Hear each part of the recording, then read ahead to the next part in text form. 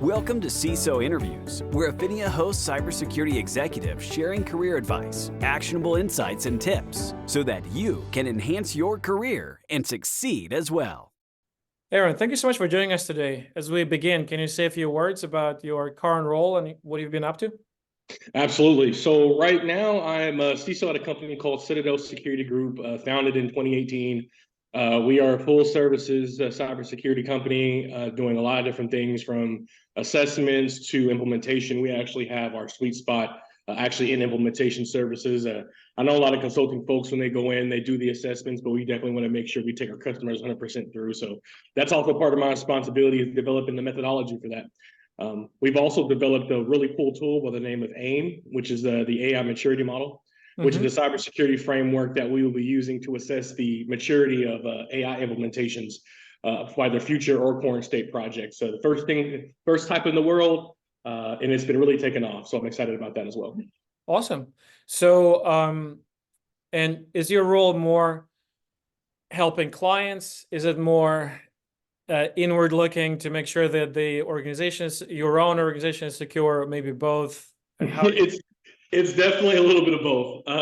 I definitely wear multiple hats in this role, definitely supporting clients, as well as making sure our own internal security program is tip top as well, because obviously if we're going to be helping others, we should probably have the best one, right? So sure, of course. That's, yeah. Of course. And what kind of organizations is it? Mid-size SMBs? What's your sweet spot? So our sweet spot is our small to medium businesses. We realize that is a sweet spot for business. What I like to say is I call it the customer milkshake. You know, the enterprise customers are the whipped cream, the sherry that everybody wants to go for, but they forget about the 90% of the rest of the drink.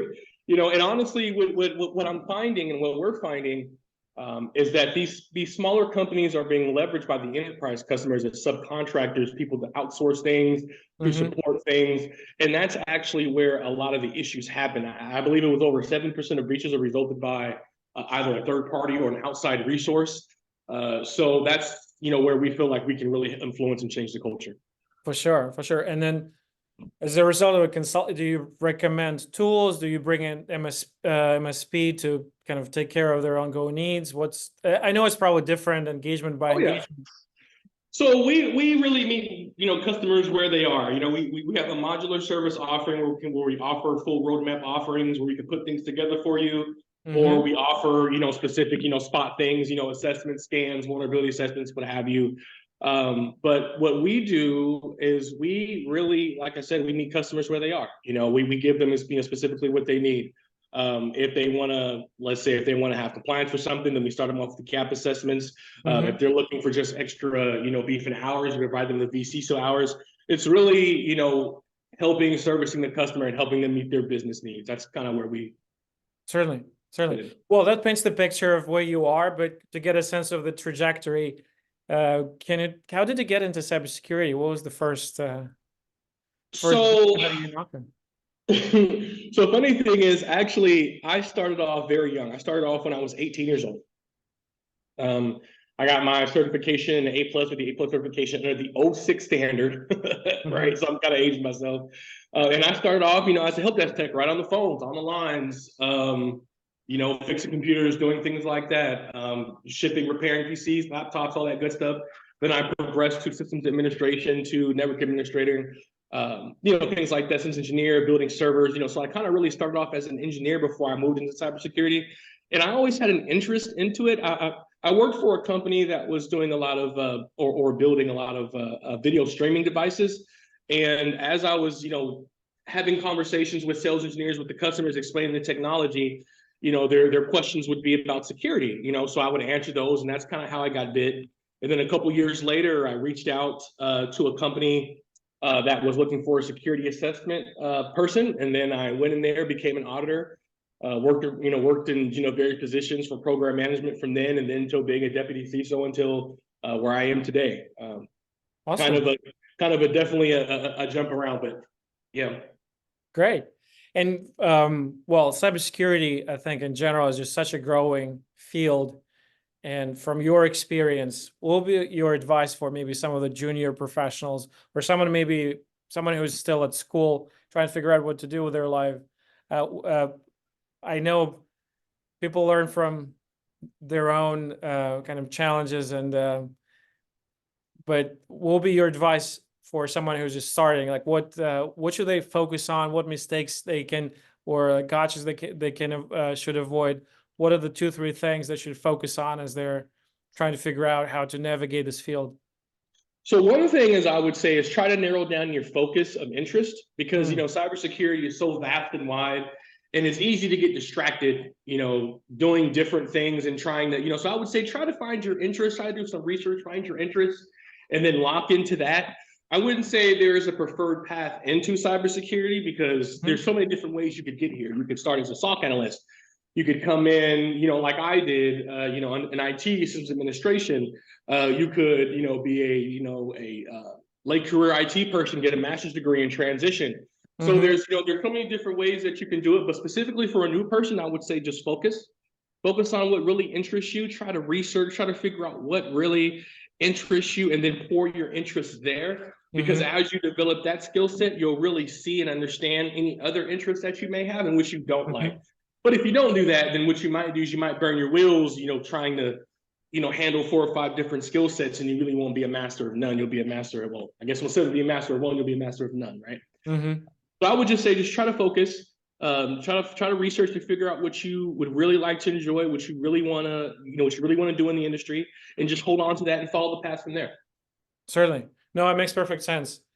Well, spreading yourself too thinly is just as you said, you burn out and waste your time. And I guess probably you want to kind of get an idea of different things, because GRC is very different versus pen testing, right? Different skill set. Absolutely. But it's probably it's possible to take a sense of all the different fields and figure out which one you can be passionate about for a long period of time, and kind of and double down and focus just on that. It makes a lot of sense. Right. It seems like, and one thing that makes me curious about cybersecurity is that things change all the time. Yeah, they do. Technology changes, threat vectors change, new APTs come along, different exploits, 0 days, what have you. It's like it's never ending. It feels like life is coming at you at 100 miles an hour. But from where you sit, you mentioned third-party attacks. Like, what do you see top 2-3 threat vectors that are either emerging or kind of top of mind for people that you interact with? So definitely, the number one is going to be AI. Everyone's rushing to it. It's the new gold rush right now. And I'm not sure, because we don't really have a lot of information on the implications of AI quite yet. So I'm not really sure if companies are taking the time to properly assess the risk that comes with AI and what can happen as far as with your data when it goes into, let's say, ChatGPT. And like, for example, if I'm, let's say, writing up a briefing with personal information and I'm using ChatGPT, right? I feed in somebody's personal information. That's technically a breach. I have now exfiltrated data out to a third party, to a person that doesn't manage anything. You have no idea where it goes. So when you have issues like that, I'm curious if we're taking time to assess the risk. I would say the other thing that's really been popular, I would say that really is on CISO's minds, are the SEC filings right now, because of the additional risk and responsibility. CISOs are starting to go to jail, over misrepresenting findings, or not being aware, or not making the appropriate requests or notifications when specific serious incidents go bad. I mean, CISOs are accepting a lot of risk, and that's something that now we have to be aware of as we take these jobs. Is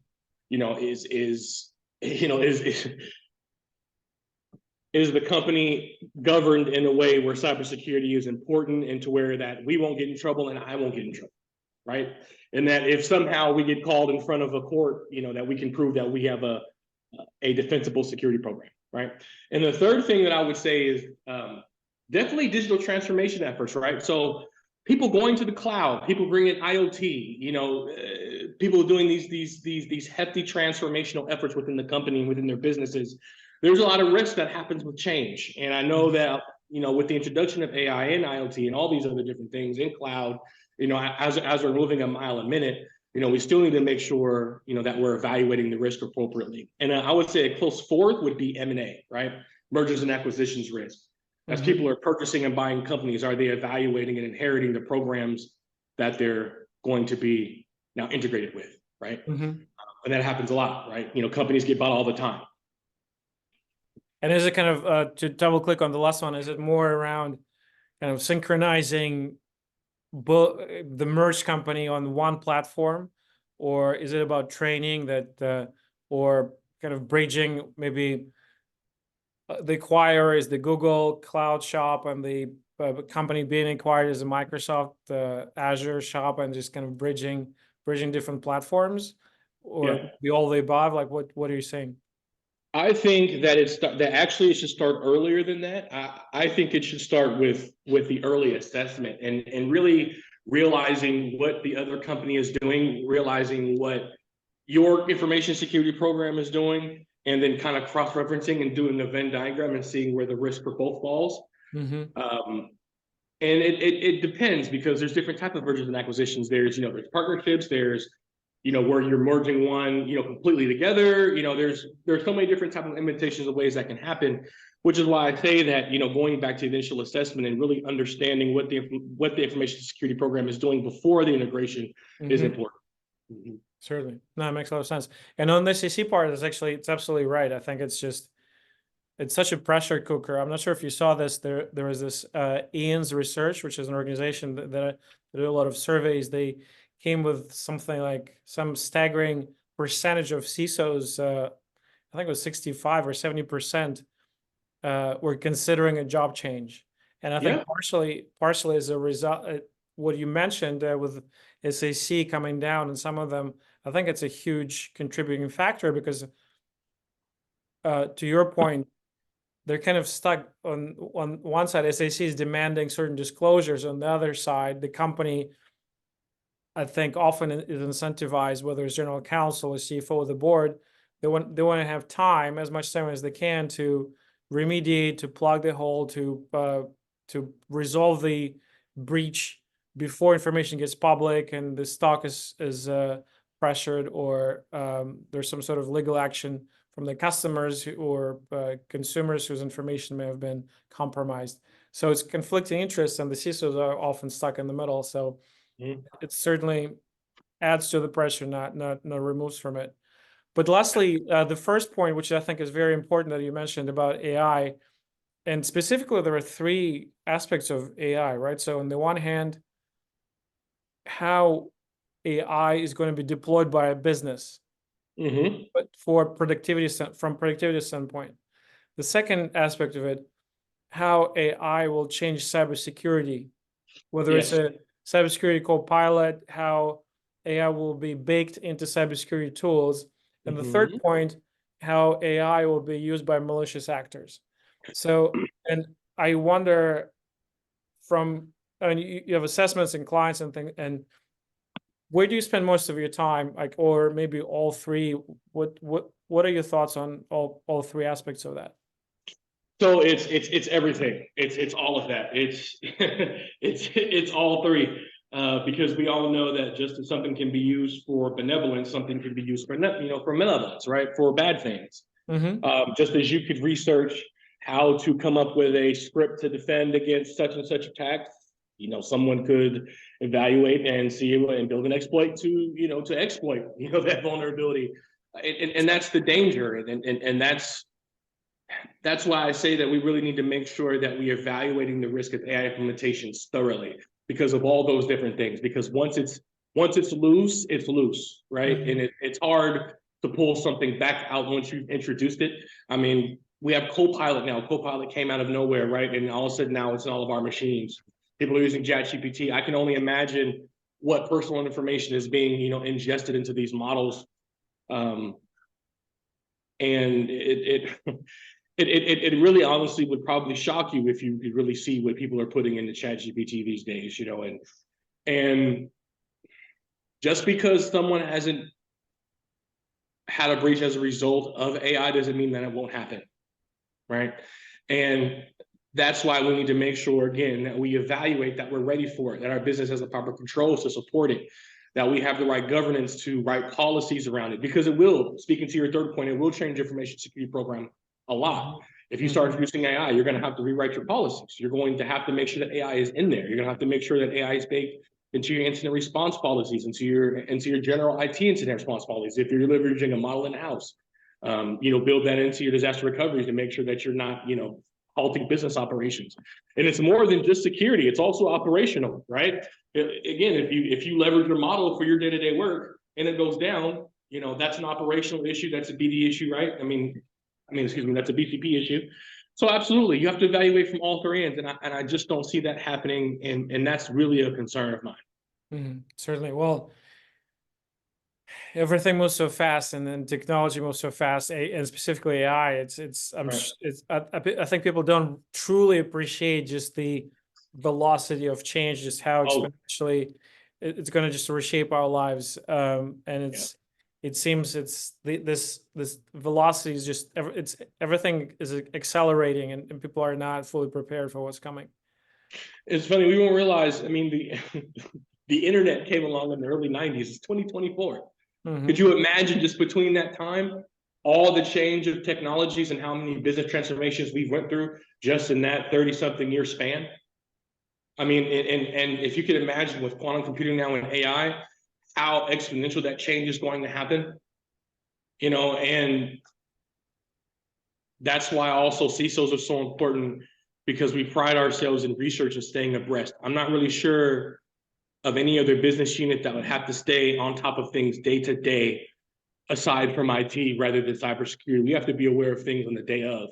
Sometimes in the future, if we can anticipate it, to be able to protect the business. The threat landscape is always emerging and always changing, and that's something that that we always have to be aware of. That's why we're special. And I think the risk reward. If you look at IT, if you don't implement a certain process, yes, there were some productivity loss or what have you. But if cybersecurity is lax or there is a mistake, the outcome can be catastrophic. So it's certainly, well, obviously, those issues are related. It's just, I think the CISO job is that much more difficult, because you're playing against an opponent, and the opponent is kind of always changing, always evolving. So you can never relax at any given point in time. It makes a lot of sense. And well, from your vantage point and from your experience, Aaron, if you look into the future, well, we mentioned the velocity of change. What do you see? What's coming down the pike? Like 6 months from now, 12 months from now, where do you think people will be obsessed about, concerned about, excited about, from the cybersecurity standpoint? Honestly, within the next 6 months, we're going to be inundated with AI. We already are. I think that's going to be around for a while. I see everything, something, with, being AI backed, right? AI backed tools, phone systems with AI backed callers, and, sales systems with AI calling. You see it everywhere. AI backed systems. Everything now is saying that they're AI backed. It's almost like when the internet hit, in the World Wide Web, and everybody was saying, go to the www, right? Go to the www. It's kind of the same thing. Everyone's talking about it. It's going to be this. It's going to be the thing. And it's not. It's not going anywhere. It's not a gimmick, and it's going to be something that's going to be here for a long time. And especially again, as the power of hardware increases, it's only going to get easier to house this stuff and to make it faster. And then with the inclusion of IoT, I see smart cities coming. I see smart states coming. You know what I mean? Municipal systems and IoT. I see citywide internet. I see citywide monitoring of things. I see citywide orchestration of cameras and lights. I see all kinds of different things that this is going to bring, and that's kind of where I see things going. Well, and hopefully we're going to get there in a secure way, because it's if all things are automated and somehow they're open to an attack, I think of self-driving cars, someone just hijacking the car and driving my car into a tree. That's well, maybe I'm a little bit paranoid by nature, but that I'm thinking of how things can go wrong, and it's certainly. Well, no, your thoughts are valid. I mean, what about Alexa, right? I mean, I'm sure you've seen, or matter of fact, I saw a video where someone had hacked into the Alexa camera system, and they were talking to the children in the house over the cameras. So your fears aren't, they're not far-fetched at all. I mean, once something hits the internet, there's a lot of risk that happens. Once something starts becoming from an enclave or an air gap and start integrating with things on the internet with each other, you open yourself to an amazing amount of risk. Well, sure, which actually is a good point, because I think it's not just employees in a company, but on a personal level, OPSEC is something that very few people kind of know about and understand. And it's just from filling out forms at the doctor's office where they ask for everything from Social Security to all sorts of information that I doubt they actually need. It's just that a lot of organizations have this habit of collecting as much as they need. But I think with everything that's going on, I think going forward, organizations will reassess what information they truly need and for how long they have to keep it. So actually they'll destroy and delete some of the information that is sensitive, and it costs money, right, to store it securely, to encrypt. So I'm certainly hoping for the world where it's less of an issue, because it's certainly, I cannot even imagine my personal information, like part of the public record. That scares me a little bit. So going forward, I think, again, not just at the company level, but on a personal level, people will start appreciating OPSEC a lot more going forward. That's awesome. Well, Aaron, thank you so much for taking the time. This is really always fun to hear PHINIA members express their opinions. Where can people find you? What's the best way to connect? My best way is I'm very active on LinkedIn. I know we can share the link out. You can just find me at Aaron and Bostick, CISSP. I'm part of the group, I'm sure you can find me through PHINIA as well, but I'm probably most active on LinkedIn. So you can find my beautiful face, and you'll see me, and willing to add me. Appreciate it. Excellent. Absolutely. And obviously we do kind of interact on social media and kind of Zoom and whatnot. Are you attending like Black Hat RSA or maybe smaller conferences? I believe we're kind of in real life, face-to-face interaction, or are you mostly remote?